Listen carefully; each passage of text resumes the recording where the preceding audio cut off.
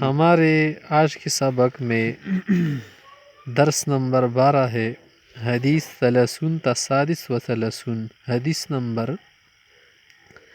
30 سے 36 تک پڑھیں گے۔ متن الاربعین النوویہ فی الاحادیث الصحیحہ النبویہ۔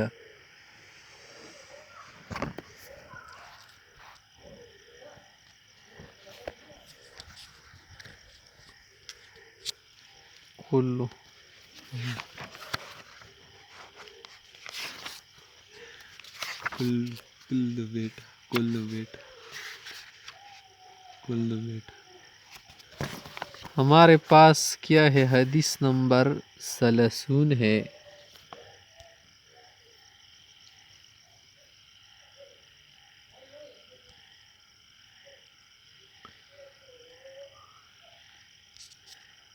الحدیث 30 صفحہ نمبر 36۔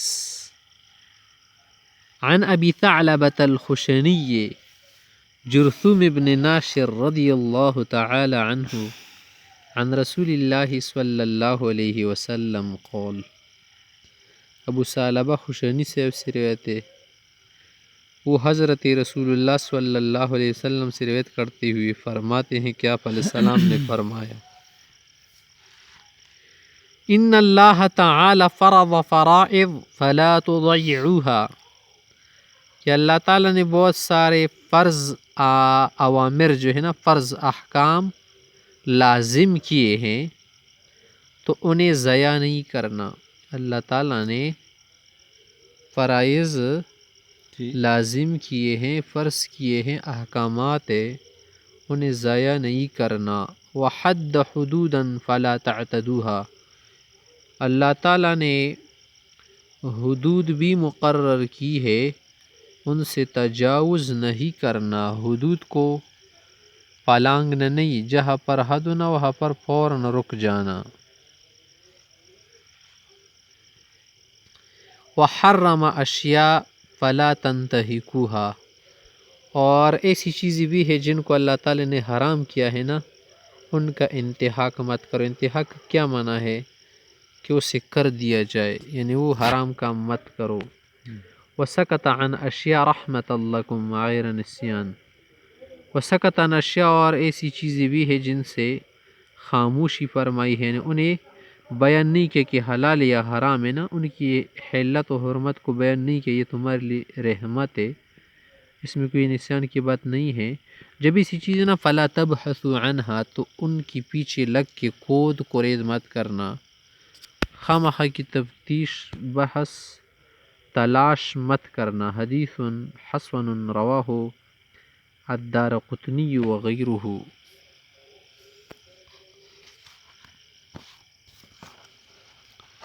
الحدیث الحادی والثلاثون، حدیث نمبر 31 صفحہ نمبر 37۔ عن ابی العباس سہل بن سعد الساعدی رضی اللہ تعالی عنہ قول۔ ابو العباس سے اب کنیت نا سہل بن سعد سے کی، یہ سہل بن سعد ساعدی سے اب روایت کرتے ہیں، فرماتے ہیں، جاء رجل الی النبی صلی اللہ علیہ وسلم فقال، ایک شخص آپ صلی اللہ علیہ وسلم کی خدمت اقدس میں آ کے پوچھنے لگے، یا رسول اللہ، اے خدا کے پیغمبر، دلنی علی عمل اذا عملته احبنی اللہ و احبنی الناس، کہ مجھے ایک ایسا خاص عمل بتاؤ کہ جو کرنا شروع کروں نا تو اللہ بھی مجھے محبوب بنائے، اللہ کا محبوب بنوں، اور لوگ بھی میرے ساتھ محبت کرنے لگے، ایک ایسا خصوصی عمل بتاؤ، یعنی ایک ایسا گر بتاؤ نا کہ میں اللہ کا بھی محبوب بنوں، اللہ کا پسندیدہ بندہ، اور لوگوں کا بھی پسندیدہ بنوں، لائکڈ بنوں، لائکڈ۔ ہر سڑے یہی کیا نا کہ کیا کرو، لائک کرو مجھے، ہر شخص کیا کہتے ہیں آج کل، لائک کر دو مجھے، لائک، پلیز لائک۔ تو لائکڈ بننے کے لیے کیا ضروری ہے وہ یہاں پر آج بتایا جا رہا ہے. لوگ تمہارے کیا کریں گے؟ اچھے کمنٹ دیں گے نا، اچھی کمنٹس، اچھے تبصرے کریں گے، تمہیں شیئر بھی کریں گے کہ اچھا انسان ہے.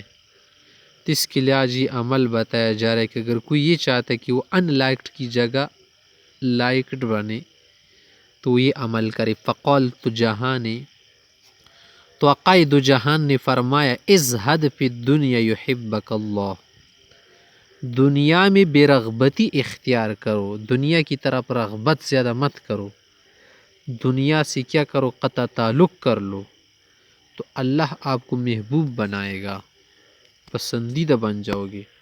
وزہد فیما عند الناس، اور جو لوگوں کے پاس جو کچھ بھی ہے نا، عزت پیسے سے لے کر مال دولت لباس سے لے کر سواری زر زمین سے لے کر جو کچھ بھی ہے نا، ان چیزوں میں بھی بے رغبتی اختیار کرو.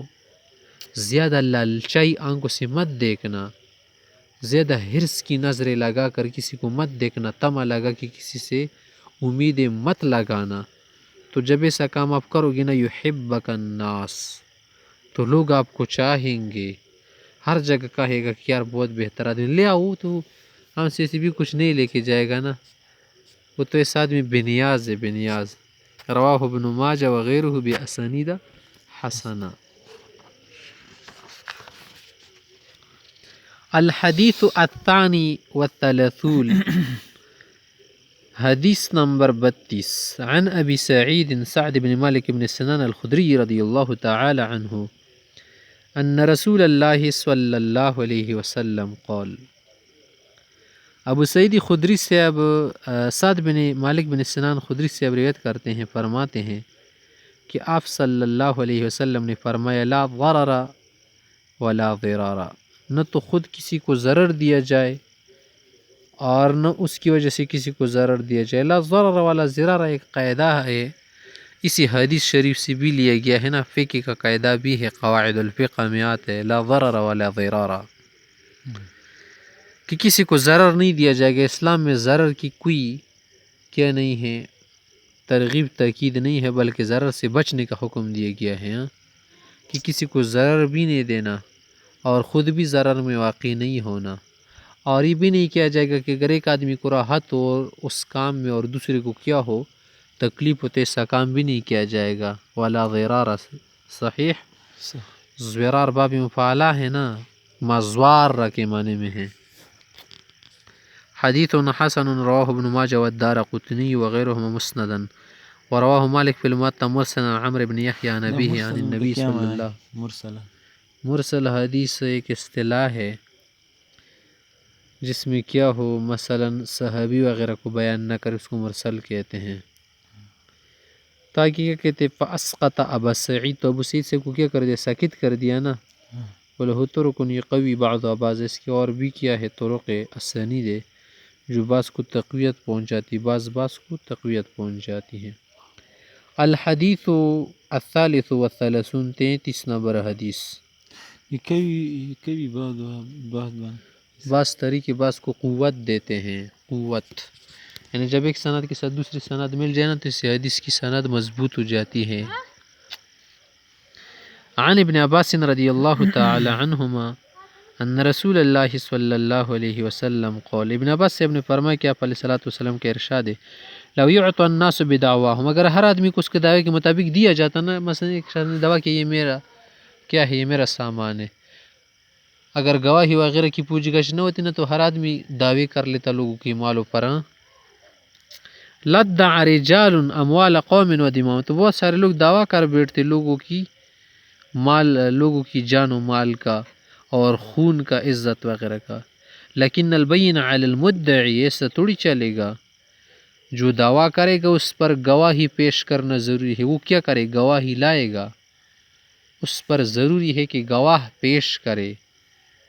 وَلَمِنُ عَلَى مَنْ أَنْكَرَ، اگر اس کے پاس گواہ نہ ہو تو پھر اسی صورت میں مدعا علیہ، جس پر دعویٰ کیا گیا ہے نا، اسے کہا جائے گا کہ تم کیا کرو؟ قسم کھاؤ. قسم کھاؤ تو پتہ چل جائے گا کہ اس کا ہے یا نہیں، تمہارا ہے یا نہیں. حدیث حسن رواہ البیہقی وغیرہ هكذا وبعضه في الصحیحین۔ الحدیث الرابع والثلاثون، حدیث نمبر 34، عن ابی سعید الخدری رضی اللہ تعالی عنہ قال، ابو سعید خدری صاحب کی روایت فرماتے ہیں سمعت رسول اللہ صلی اللہ علیہ وسلم یقول، میں نے آپ علیہ السلام کو فرماتے ہوئے سنا،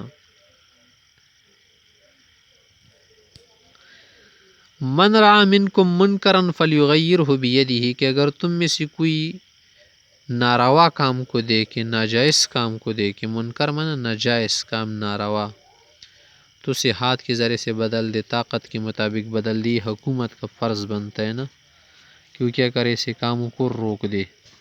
فَإِن لَمْ يَسْتَطِعْ فَبِلِسَانِ، اگر طاقت قدرت نہ ہو تو پھر زبان کے ذریعے سے۔